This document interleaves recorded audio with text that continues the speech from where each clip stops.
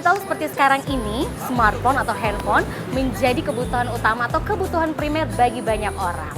Mulai dari komunikasi sampai dengan menyelesaikan pekerjaan, tentunya membutuhkan perangkat yang satu ini. Makanya tidak heran untuk pelaku usaha servis handphone sudah sangat banyak dan sangat menjamur di Kota Kendari.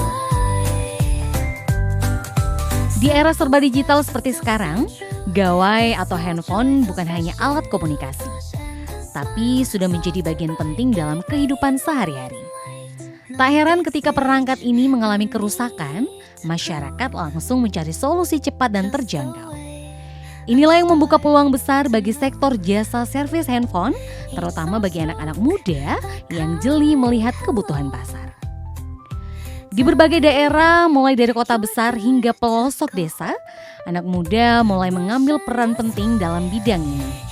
Bermodal keterampilan, keberanian, belajar, dan semangat wirausaha, mereka menjadikan usaha servis handphone sebagai ladang ekonomi mandiri. Tak sedikit dari mereka yang memulai dari hobi bongkar pasang, lalu berkembang menjadi usaha kecil berbasis layanan teknologi. Kebanyakan pelaku usaha servis handphone di kalangan muda memulai perjalanan mereka dari proses belajar otodidak. Dengan berbekal video tutorial di internet, mengikuti forum daring, dan praktik langsung, mereka secara perlahan menguasai kemampuan teknis memperbaiki kerusakan umum seperti layar pecah, baterai cepat habis, konektor rusak, hingga error sistem operasi. Keunggulan anak muda di sektor ini terletak pada cara mereka menggabungkan keterampilan dengan pendekatan digital. Mereka aktif memanfaatkan media sosial untuk mempromosikan jasa, membagikan edukasi ringan seputar perawatan handphone, bahkan menampilkan proses perbaikan secara transparan melalui video pendek. Meski terlihat menjanjikan, sektor servis handphone juga menghadapi sejumlah tantangan. Salah satu yang paling umum adalah masalah kepercayaan dari pelanggan. Beberapa konsumen masih khawatir terhadap kualitas servis tidak resmi atau takut adanya pergantian komponen tanpa izin. Persaingan juga cukup ketat, apalagi di wilayah dengan banyak teknisi. Namun anak muda yang mampu menunjukkan keunikan layanan, membangun reputasi dan menjaga kepuasan pelanggan biasanya tetap bisa bertahan dan berkembang.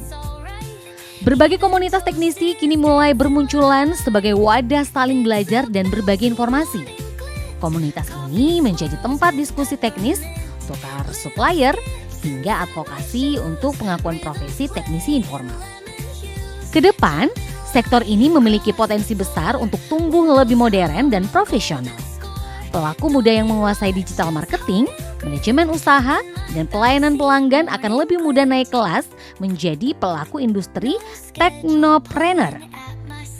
Tidak hanya memperbaiki handphone, mereka bisa mengembangkan toko online spare part, membuka kelas daring, hingga menciptakan aplikasi layanan servis berbasis lokasi. Geliat anak muda dalam UMKM servis handphone adalah gambaran nyata tentang bagaimana keterampilan teknis jika digabungkan dengan kreativitas dan adaptasi teknologi bisa menjadi jalan kemandirian ekonomi. Bukan hanya untuk dirinya, tetapi juga untuk komunitas dan lingkungan sekitarnya. Hai Sobat UMKM, nah kita mau ngobrol nih langsung sama owner dari tempat UMKM yang Tata udah kunjungin kali ini ya. Ini adalah salah satu tempat servis handphone di Kota Kendari ya, namanya Brother Seluler ya, Brother Seluler. Nah di sini kamu bisa reparasi, bisa servis handphonenya kamu. Tapi seperti apa kira-kira usaha yang dibangun sama ownernya ini, kita mau ngobrol langsung dulu. Di sebelahnya Tata sudah ada kakak siapa lagi tadi namanya? Arwan. Kak Arwan. Aduh Kak Arwan. Kak Arwan apa kabar? Alhamdulillah. Alhamdulillah baik. Senyumnya manis sekali Kak Arwan ya. Baik, nah kita mau ngobrol nih Kak Arwan tentang usahanya seperti apa. Boleh diceritakan dulu sama Sobat UMKM yang ada di rumah. Kira-kira awal mulanya membangun atau merintis usaha servis handphone ini seperti apa? Karena memang hobinya mengotak-ngatik handphone atau seperti apa Kak Arwan? Ya, terima kasih. Sebelumnya kalau hobi memang hobi sih. Karena saya kan awalnya kerjanya di Vivo. Itu jadi SPP trainer. Itu kurang lebih 8 tahun. Nah, jadi saya berpikir kan sudah jual handphonenya. Sekarang saya berpikir bagaimana cara untuk mengerjakan handphonenya itu. Kalau ada yang rusak atau apanya, komponen-komponen di dalam kan sudah tahu. Sisa diperluas lagi pengetahuannya, mungkin melalui training kemarin. Terus sempat juga saya jadi distributor spare part di Sulawesi Tenggara sampai di Morowali lagi. Di situ saya banyak belajar sama teman-teman teknisi. Biasa kalau kunjungan toko sambil belajar lah. Masing-masing orang kan beda-beda cara penyelesaian, cara kerjanya. Di sisi lain saya ambil ikut training langsung. Bagaimana sih kalau saya langsung terjun di dunia itu? Tanpa harus jadi salesnya lagi, tapi pelaku utamanya. Alhamdulillah sampai sekarang sudah berjalan. Ya, ternyata berangkat dari awalnya hobi otak-atik handphone juga dan dibarengi dengan Karwan sudah punya juga pengalaman jual beberapa merek handphone ya, akhirnya memutuskan untuk buka usaha seperti ini. Ini sudah berapa lama Kak untuk Brother Selulernya dibuka dari? Masuk 4 tahun. 4 tahun? Wah sudah cukup lama ya. Nah kalau selama 4 tahun berjalan usahanya seperti apa nih? Antusias masyarakat mungkin, apalagi kan usaha semacam ini kan juga banyak di luar sana. Iya. Untuk Brother Seluler sendiri seperti apa? Alhamdulillah kalau sekarang banyaklah konsumennya yang sering servis ke sini kurang lebih orang-orangnya itu saja. Banyak juga konsumen-konsumen tambahan yang lain. Kita cuma lakukan promosi online yang banyak itu saja. Nah, Karwan ini kita tahu sudah 4 tahun berjalan usahanya. Apa Karwan menerima juga servis handphone home service misalnya atau seperti apa? Ya, menerima. Tapi untuk pergantian part saja. Ya. Kalau untuk kerja mesin kan tidak mungkin dikerjakan di rumahnya. Tapi kalau pergantian part semacam ganti LCD, konektor cas itu bisa. Oh, maksudnya kerusakan-kerusakan yang kecil yang bisa ditangani ke rumah ya. Tapi kalau misalnya yang berat-berat itu langsung dibawa dan datang ke sini. Luar biasa sekali. Nah, kira-kira karena banyak usaha yang di luar sana mirip dengan usahanya atau sama bahkan ya dengan usahanya Karwan ini, apa triknya nih Karwan supaya orang-orang di luar sana datang servis handphonenya itu di sini di Brother Seluler? Kalau itu sih atau ada diskon misalnya ya, atau iya ada juga. Yang lainnya lebih rahasia sih itu. Ada rahasia. Oh, maksudnya itu ada servis-servis tersendiri yang Karwan kasih sama konsumennya di luar sana ya. Jadi kalau misalnya orang habis datang servis di sini pasti datang kembali lagi. Wah. Tergantung dari pelayanannya. Pelayanannya betul. Wow, luar biasa sekali. Tapi memang ya kalau usaha layanan seperti ini, jasa seperti ini memang kita harus menawarkan servis-servis yang sebaik mungkin ya Karwan ya, supaya pelanggan juga habis datang sini mungkin dia bisa habis misalnya handphonenya rusak nih, terus handphone keluarganya rusak, di promo lah datang di Brother Seluler karena servisnya bagus di sana gitu ya. Tapi selama ini pelanggan puas ya dengan pelayanan dari Brother Seluler? Puas lah. Luar biasa sekali. Nah, Tata lihat di belakang ini ada ini pegawainya Karwan ini atau bagaimana Karwan? Iya. Lagi kerjain handphone. Ya. Apa nih yang di otak-atik nih? Halo yang di belakang. Ada pergantian LCD lah. Ada yang ganti LCD. Kalau budget sendiri boleh nggak sih dibocorin ke Arwan kalau misalnya ganti LCD lah, taruhlah ganti LCD berapa kira-kira budget yang dibutuhkan untuk mengganti LCD? Dari 190 sampai 300 lah. Ya untuk HP tertentu. Yang kira-kira handphone yang paling mahal untuk pergantian LCD apa nih? Kalau untuk Android, dia kan ada yang OLED. Itu macam aktif fingerprint layar itu. Oh, itu yang agak mahal. Sih. Ya, oh kalau di fingerprint itu agak mahal. Yang paling murah apa? Yang paling murah ya tipe-tipe low, tipe-tipe yang ke bawah. Wah, seperti itu. Tapi bisa dikerjakan kan? Bisa. Wah, hebat, keren. Makanya kalian kalau servis handphone ya, sobat UMKM datangnya di Brother Seluler ya. Alamatnya di mana tadi Kak? Jalan Surumba. Jalan Surumba. Aduh, aku lupa. Samping Laundry Kalila ya. Ya, tidak jauh dari Hari Parfum ya. Kita juga udah pernah ke sana ke Hari Parfum. Kalian mampir ke sini lah ya, ngecek-ngecek handphonenya kalian. Kalau misalnya ada kerusakan, insya Allah pasti diperbaiki sama Kak Karwan, aku lupa namanya. Karwan dan teman-teman yang di belakang, luar biasa sekali. Nah Karwan, kira-kira nih apa harapannya ke depan untuk usahanya Karwan? Apa mungkin bakalan ada brother-brother seluler di berbagai titik di Kota Kendari, bahkan di Sulawesi Tenggara? Ya, kalau harapan sih pasti ada. Mungkin ke depannya insya Allah bisa tambah cabang lah. Tapi di daerah-daerah tertentu belum dipastikan sih tempatnya. Ya, oke lah. Terima kasih banyak Karwan ya sudah berbagi cerita ya, kita juga sudah tanya-tanya tentang usahanya. Mudah-mudahan seperti harapannya Karwan juga tadi bisa makin sukses brother selulernya dan tentunya punya banyak cabang di Kota Kendari bahkan ke Sulawesi Tenggara ya. Baik, terima kasih, itu dia ya sobat UMKM, buat kamu semua yang mungkin punya bakat, punya keahlian seperti Karwan yang ya awalnya tadinya cuma hobi ngotak-ngatik handphone sendiri ya. Tapi kalau kamu juga punya modal yang lebih dan juga seperti Karwan tadi sudah membocorkan rahasianya, yaitu kamu berani dulu untuk mencoba membuka usaha.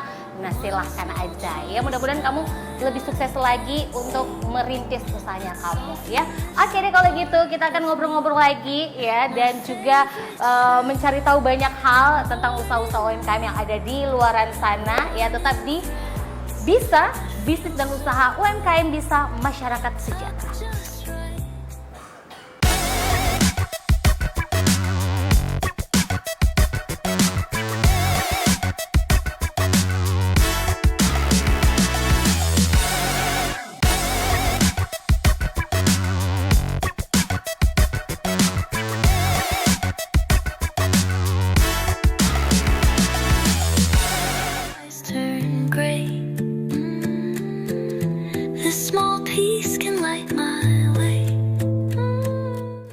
Di balik keramaian jalanan kota maupun desa, aroma makanan dari gerobak, tenda sederhana, atau lapak kaki lima selalu berhasil memancing perhatian siapa saja yang lewat. Inilah denyut nadi dari sektor street food. Sebuah bentuk usaha mikro kecil menengah atau UMKM yang makin menunjukkan geliatnya sebagai penggerak ekonomi rakyat. Street food bukan hanya soal makanan cepat saji. Ia adalah cerminan kreativitas masyarakat dalam meramu rasa, menjawab kebutuhan pangan cepat, murah, dan lezat. UMKM Street Food merupakan bentuk usaha kuliner yang beroperasi di ruang terbuka atau semi terbuka, menjual makanan dan minuman siap saji kepada publik dengan harga terjangkau. Dengan model yang fleksibel, biaya awal rendah, dan resiko minim, usaha ini menjadi pilihan banyak orang. Dari ibu rumah tangga, pemuda putus sekolah hingga pensiunan. Banyak pelaku usaha yang mulai dari dapur rumah dengan bermodalkan gerobak, kompor gas, dan keterampilan memasak. Mereka membangun loyalitas pelanggan satu persatu. Usaha kecil ini lambat laun berkembang dari gerobak menjadi tenda, dari tenda menjadi kios, dari kios ke outlet kekinian yang terhubung ke layanan daring. Salah satu pilihan yang makin populer adalah nasi bakar, yang merupakan perpaduan nasi berbumbu, lauk, sambal, dan rempah yang dibungkus daun pisang, lalu dibakar di atas bara hingga aromanya meresap sempurna. Kini, nasi bakar tidak hanya dijual dari warung tradisional, tetapi juga merambah pasar kekinian, gerobak modern, tenan food court, hingga aplikasi pemesanan online.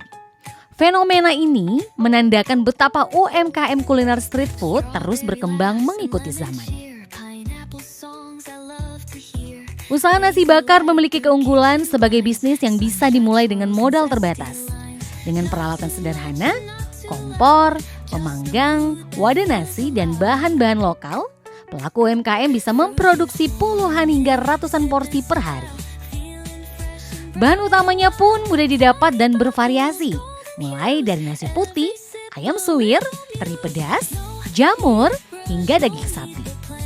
Bumbu seperti kemangi, lengkuas, bawang, dan cabai menjadi penentu cita rasa yang khas. Kreativitas pelaku UMKM juga terlihat dari varian yang terus berkembang. UMKM street food seperti nasi bakar umumnya memanfaatkan lokasi strategis dengan lalu lintas padat seperti depan kampus, perkantoran, pasar, atau kawasan wisata kuliner malam. Banyak yang mulai dari gerobak dorong, tenda sederhana, atau sudut teras rumah. Namun kini banyak pula yang sudah memanfaatkan dapur rumahan untuk produksi, sementara penjualan dilakukan secara daring. Sistem pre-order dan pengantaran makanan makin mempermudah pelanggan yang ingin menikmati makanan khas ini tanpa harus keluar rumah. Selain itu, beberapa UMKM sudah mulai menjalin kerjasama dengan layanan catering, acara kantor, hingga food event yang diadakan di ruang publik. Ini menunjukkan fleksibilitas tinggi dari pelaku street food dalam merespon peluang. Salah satu perkembangan menarik dalam dunia street food adalah keterlibatan generasi muda. Tak sedikit anak-anak muda yang melihat usaha nasi bakar sebagai peluang untuk berwirausaha dengan gaya yang lebih segar. Mereka mengemas makanan dengan desain modern, menampilkan menu digital, menyediakan pembayaran cashless, hingga membuat konten promosi yang menarik di media sosial. Keberhasilan nasi bakar dalam dunia street food juga tidak lepas dari semangat inovasi yang dimiliki para pelaku usaha.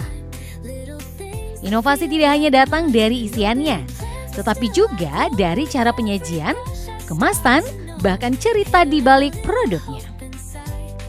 Nasi bakar dalam segala kesederhanaannya adalah simbol dari semangat wirausaha masyarakat kecil.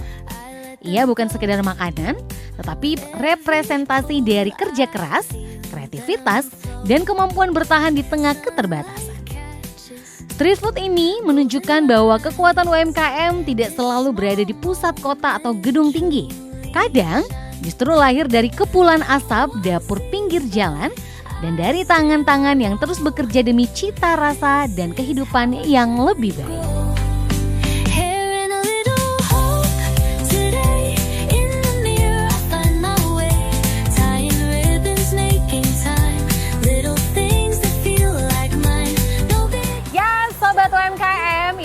Kali ini di Bisa ya, Tata mampir di salah satu jajanan jalanan atau street food ya, makanan yang banyak dijual di pinggir-pinggir jalan. Nah kali ini Tata mampir di salah satu tempat yang jualan nasi bakar, namanya FN Kemangi ya. Kita mau langsung ngobrol dulu nih sama owner dari FN Kemangi. Di sebelahnya Tata sudah ada Mas Lutfi ya, betul ya. Apa kabar Mas Lutfi? Alhamdulillah baik. Alhamdulillah baik, luar biasa sekali. Mas Lutfi, Tata tadi jalan-jalan dari ujung sana, ternyata di seputaran sini di jalan di depan Rumah Sakit Bahteramas ini banyak jajanan-jajanan ya, Iya, makanan-makanan yang banyak penjual dijual. nasi juga, nasi kuning. Oke, dan salah satu yang bikin Tata tertarik ini karena yang Mas Lutfi jual adalah salah satu kesukaannya Tata nih Mas Lutfi ya, nasi bakar. Tata suka sekali sama nasi bakar. Kita boleh ngobrol dulu sama sobat UMKM yang ada di rumah, awal berdirinya atau awal membuka usaha nasi bakar ini seperti apa Mas Lutfi? Iya, pada sekitar 3 tahun yang lalu saya beralih untuk ke kuliner, dan di sini saya melihat ada peluang-peluang yang mencari peluang yang belum ada. Ternyata saya berpikir sama istriku juga, istri meminta langsung nasi bakar aja. Akhirnya saya tekad untuk menjual nasi bakar. Oke, jadi sudah sejak kapan jualan di sini? 3 tahun berarti 2022. 2022 Mas Lutfi Iya. sudah mendirikan usaha ini. Iya. Dan kenapa Mas Lutfi biasanya nih yang Tata lihat kan orang pada jualan itu biasanya di gerobak-gerobak atau mungkin buka-buka kios-kios kecil di pinggir jalan. Kenapa pilihannya jadi menggunakan mobil seperti ini? Karena unik juga sih sebenarnya. Sebenarnya kalau kita jualan di jalan dengan pakai mobil itu kita lebih simpel, lebih cepat, dan praktis juga aja sih. Oke, jadi mungkin kayak mobilitasnya ya, Mas Lutfi kalau pindah-pindah kemana itu bisa bareng perintilan-perintilan semua bisa langsung dibawa. masuk. Wah, luar biasa idenya. Nah, Mas Lutfi, yang dijual sebenarnya di FN Kemangi ini apa-apa aja?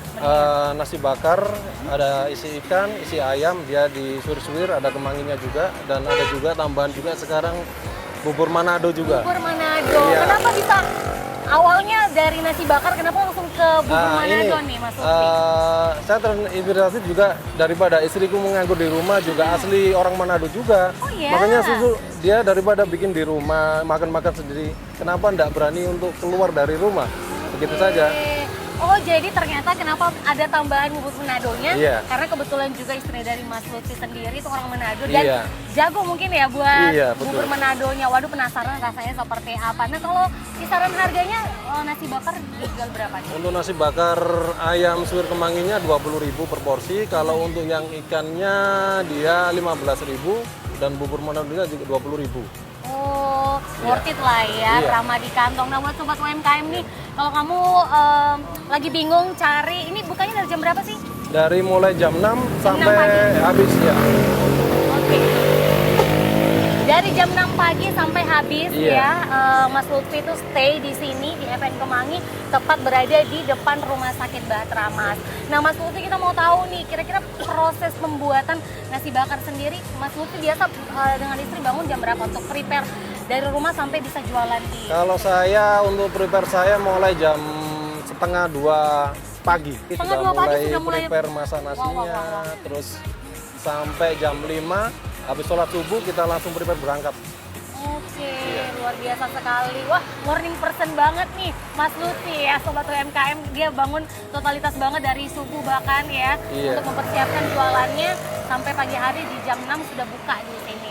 Nah, Mas Lutfi kan kita lihat nih banyak penjual-penjual di kiri dan kanan di seputaran jalan ini. Kalau soal perizinan sendiri, memang di sini diperbolehkan untuk menjual jualan seperti ini, jajanan seperti ini atau? Sebenarnya di semua jalanan kan dilarang juga. Iya. Makanya kita juga was-was juga kalau ada penertiban juga. Tapi gimana lagi kita juga lebih enjoy juga jualan di jalan. Oke, tapi Iya.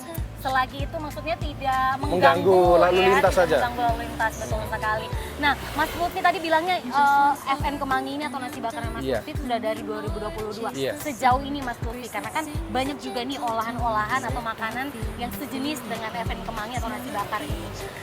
Antusias masyarakat atau orang-orang konsumen yang beli di sini sedari buka sampai sekarang seperti apa Mas Lutfi? Alhamdulillah untuk antusiasnya juga dia untuk konsumen lebih menerima juga. Ini katanya nasi bakarnya lain daripada yang lain, begitu. Iya, karena Tata juga sudah beberapa kali coba, beda aja ya dari nasi bakar yang lain. Nasinya. Kalau iya nasinya beda sama Iya. isiannya itu Isiannya. yang banyak Lebih ya, banyak, lebih banyak, luar biasa. Nah, Mas Lutfi, Sobat UMKM juga pengen tahu di rumah nih, kira-kira sejauh ini dari semasa Mas Lutfi buka 2022 itu sampai Iya. bisa bertahan di 2025 ini, ada nggak sih strategi pemasarannya, misalnya dijual seperti apa, atau mungkin buy online juga, atau seperti apa Mas Lutfi? Iya, kita juga buy online juga melalui GrabFood juga. Ada di GrabFood juga. Di GrabFood juga. Oke, berarti memang untuk mempertahankan usaha nasi bakar ini Iya. bukan hanya dijual langsung di jalan seperti ini, Iya. tapi sobat UMKM juga di rumah bisa pesan secara online ya. Iya. Ada Instagram juga, ada. Instagram ada. Ada juga ya. Juga, ada. Oke, oh ternyata ada semua ini. Ada Iya. via WhatsApp juga boleh, Instagramnya nasi bakar _FM ya. Iya. Pokoknya langsung aja deh di sini, memang luar biasa. Tata juga penasaran rasanya. Tapi kalau biasanya nih untuk jam operasional kan tadi bilangnya dari jam 6 pagi ya. Kalau habisnya kira-kira biasa Paling lama berapa? kita jam 1, jam 2 sudah habis. siang. Oh, Iya. mungkin karena makan siang. Makan gitu siang. ya. Kita juga nunggu dan waktu untuk makan pagi sama sarapan yang untuk siangnya itu Oke. momennya. Kalau omset sendiri boleh nggak sih ada bocoran sejauh ini, apalagi udah ya lumayan lah ya bertahan beberapa tahun Mas Lutfi, Iya. kira-kira omset yang didapatkan sudah menutupi modal dan sebagainya atau Iya. seperti apa? Alhamdulillah untuk pendapatan juga sudah menutupi biaya operasional untuk bayar karyawan 4, Oke. terus bayar-bayar yang lain-lainnya. Oke. Nah, Iya. kira-kira Mas Lutfi, kan ini setahunya Tata masih di sini, apa Iya. sudah ada cabang-cabang lain? Untuk cabang, alhamdulillah di Oh, THR ada. sama di belakangnya kantor wali kota. Yang di Lapa-Lapa yang banyak-banyak berjajaran semua itu yang di wali kota.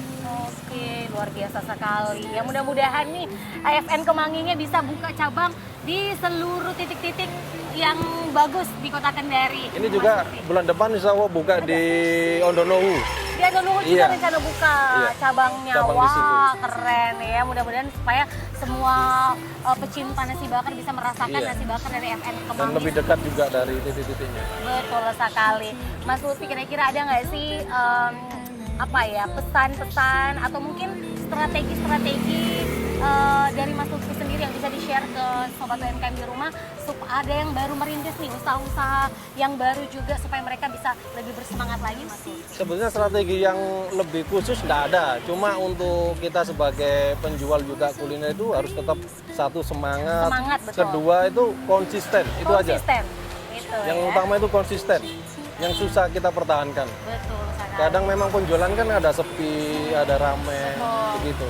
Oke, nah itu dia sejauh ini nih ya Sobat UMKM ya. Iya. Nah, kita juga udah beberapa kali mampir di beberapa usaha dari pelaku UMKM yang ada di luar sana. Memang selalu mereka berbagi tips, yaitu konsisten. Memang Iya. usaha kalau ditekuni dengan konsisten itu Iya, betul. akan berhasil gitu ya. Kalau kita selalu tekun untuk berusaha. Nah seperti itu, terima kasih loh Mas Lutfi ya, kita sudah ngobrol-ngobrol ya. Tata juga penasaran mau cobain sebentar, boleh nggak sih? Oh iya, siap, Bubur Manado siap, iya. ya. Ada bubur sama Manado juga. Ini khas dan buatan dari istrinya Istri. Mas Lutfi sendiri, Iya. karena dia kebetulan orang Manado. Langsung dari tangan orang Manado loh. Kalau nasi pemirsa bakar ya. ini saya sendiri. Mas dari Lutfi Jawa. sendiri, dari Jawa. Nih lengkap nih, Sobat UMKM, uniknya karena Mas Lutfi orang Jawa, dia jago banget bikin nasi bakar. Kalau bubur Manadonya dari istrinya Mas Lutfi karena dia asli Orang Manado. sana, orang Manado. Iya. Wah luar biasa sekali ya. Mudah-mudahan buat Sobat UMKM yang di rumah yang lagi baru merintis usahanya, entah itu usaha lain atau usaha yang sejenis dengan Mas Lutfi, ingat pesannya Mas Lutfi tadi untuk selalu konsisten Iya. dan semangat pastinya ya. Oke, sukses selalu Mas Lutfi ya untuk usahanya. Mudah-mudahan titik-titik atau cabang-cabang yang akan dibuka lebih banyak lagi ya. Amin, Oke, insya Allah. kita langsung boleh Tata. Kita silakan. lesehan ya. Lesehan di sebelah sana, kita duduk makan. Monggo ayo kita makan yuk. Nanti pesan yang ini ya Mas Lutfi ya. Oh iya, siap. Sobat UMKM, akhirnya Tata sudah merasakan kenikmatan yang luar biasa. Enak nih dari bubur Manado FN Kemangi yang ada tepat di depan Rumah Sakit Bahtera Mas ya. Kalau kamu pengen cobain, langsung aja ke sini Endulita ya. Nah, mudah-mudahan aja nih buat semua pelaku UMKM yang ada makin tekun untuk menjalani semua usaha dan juga bisnisnya. Dan juga untuk perhatian dari pemerintah sesimpel menyediakan tempat-tempat usaha yang lebih layak lagi agar seluruh pelaku UMKM lebih bersemangat lagi dan tentunya lebih giat lagi untuk menekuni usaha mereka masing-masing. Oke deh kalau gitu ya. Sudah semua nih Tata kasih tahu buat kamu untuk di episode kali ini di bisnis dan usaha ya. Mudah-mudahan buat semua pelaku UMKM yang ada lebih bersemangat lagi untuk menjalani usahanya kalian yang ada di sana dan pastinya usahanya kalian makin sukses lagi. Nah kalau gitu Tata harus pamit. Terima kasih buat semua Sobat UMKM yang sudah nonton. Saksikan terus Bisa Bisnis dan Usaha, UMKM Bisa, Masyarakat Sejahtera. Sampai jumpa.